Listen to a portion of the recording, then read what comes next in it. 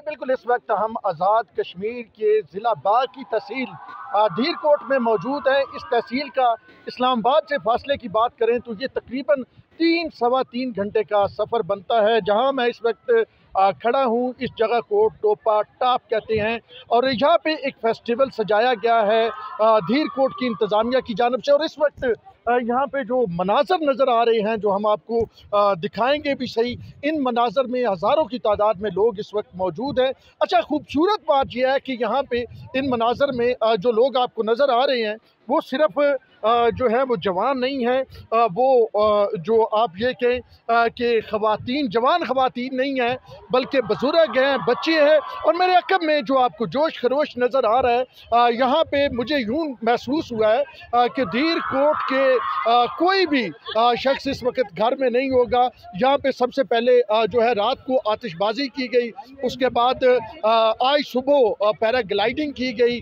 और फिर ये म्यूज़िक कंसर्ट।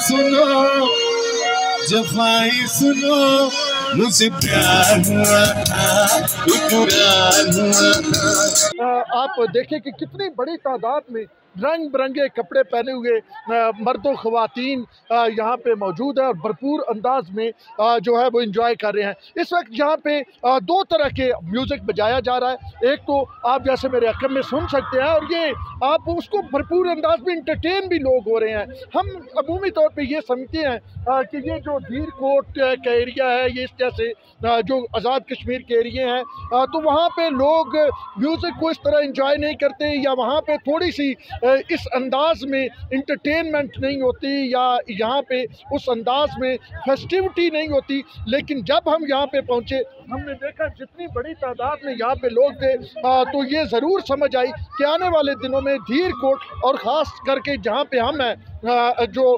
टोप टापा है, ये एक बड़ी आप ये कहें कि टूरिज़म की जगह बनने वाली है, क्योंकि बहुत ज़्यादा इस्लामाबाद से दूर भी नहीं है। तो अगर आप मेरी बाई साइड पे देखें तो कितना खूबसूरत नज़ारे हैं।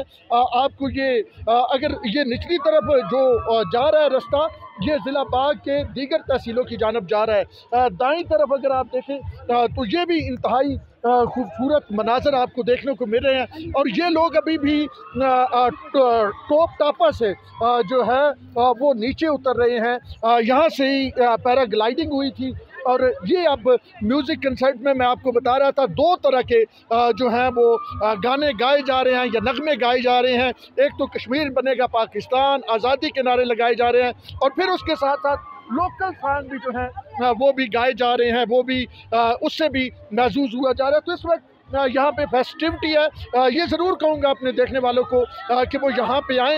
इतना ज़्यादा फासला नहीं है, अच्छे होटल हैं जहाँ पे मैं रह रहा हूँ।